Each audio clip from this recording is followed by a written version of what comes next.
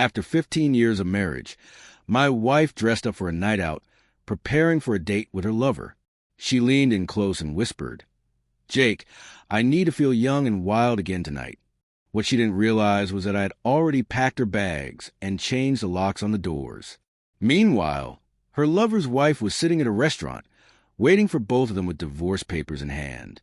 For 15 years, Emily and I had built what seemed like the perfect life. We had raised 2 children, shared laughter over family dinners, and weathered the ups and downs of marriage. But lately, things had started to shift. What was once familiar and warm had become distant, almost secretive. Late nights at work, hushed phone calls, and the glow of her phone screen at odd hours replaced the quiet intimacy we once cherished. I noticed a change immediately. I had always been attentive, and Emily's behavior didn't go unnoticed. When I asked her about it, her responses were vague, filled with deflections and half-truths. As the cracks in our relationship widened, my mind raced with possibilities. Was she unhappy? Was I losing her?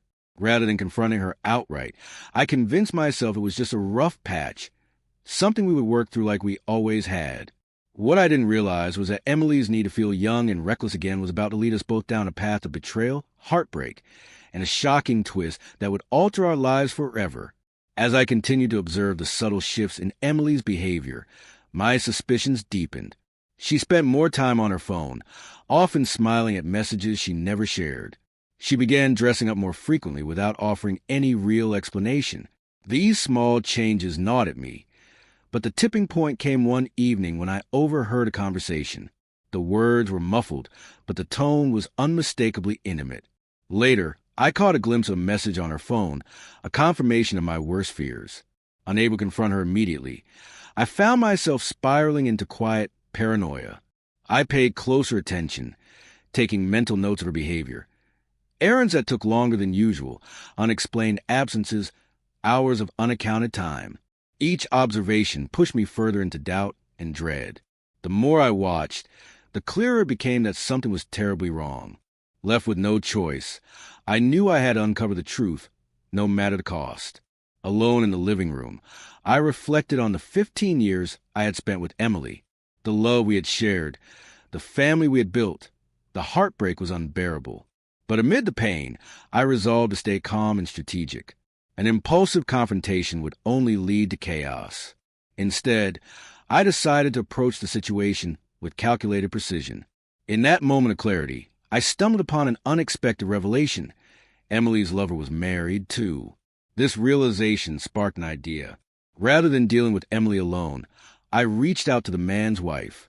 I believed that by working together, we could uncover the full truth and hold both our spouses accountable. With a plan forming in my mind, I prepared myself for what was to come.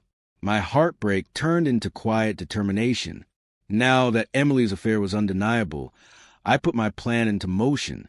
I waited for the right moment, which arrived when Emily was upstairs getting ready for a date, completely unaware of what was unfolding beneath her.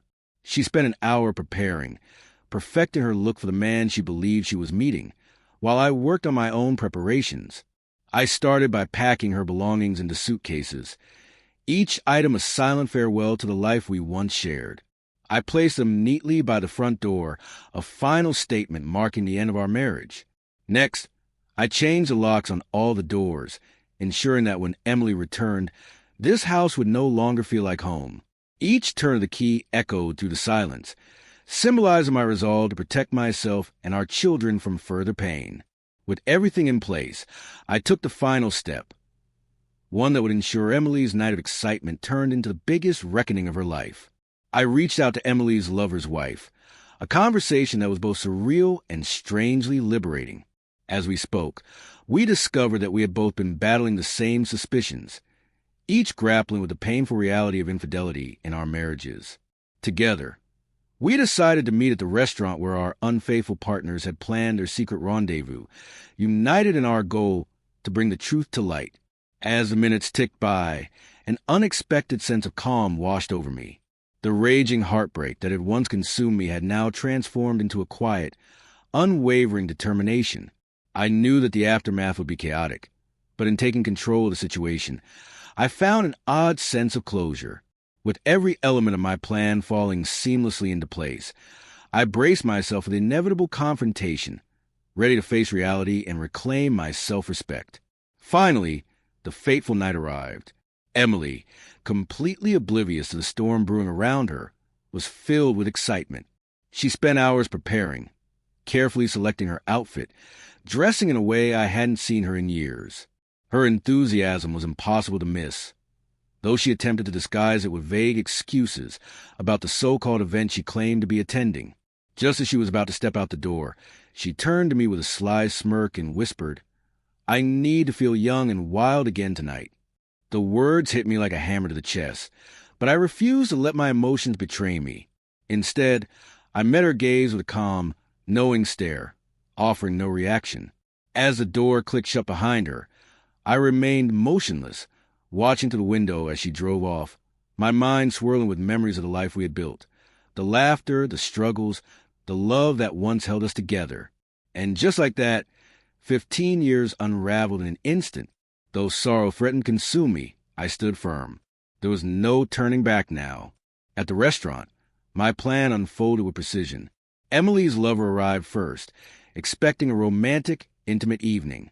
Instead, he was greeted by his enraged wife, who sat waiting, divorce papers in hand. Her voice, filled with fury, cut through the restaurant, drawing the attention of nearby diners. What was meant to be a night of passion quickly devolved into a humiliating spectacle. Moments later, Emily arrived, her face glowing with anticipation. But the moment she stepped inside and saw the chaos before her, the excitement drained from her expression. She froze, watching as her lover was confronted by his furious wife. The dreamlike vision she had crafted for the night shattered in an instant. Reality crashed down on her with brutal force. What was supposed to be a thrilling escape had turned into a very public nightmare, with her at the center of it. As Emily's world collapsed in the restaurant, I remained home, waiting in silence. I knew that before long she would return, find her suitcases neatly stacked by the door, and the locks in our home changed. Sure enough, my phone soon lit up with frantic messages, each one growing more desperate than the last. At first, they were filled with pleas and apologies. Then came the attempts to manipulate me into letting her back in. But I remained unmoved, ignoring every single message. My focus was no longer on the past, but on rebuilding the future she had so carelessly shattered.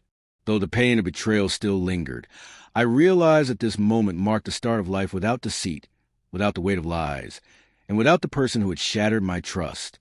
Exposing Emily's infidelity wasn't about revenge. It was about reclaiming my dignity. It was about finding closure, about refusing to let betrayal define me. Though I had lost 15 years of marriage, I had gained something far more valuable: the freedom to start over on my own terms. Sometimes the harshest truths lead to the strongest resolutions.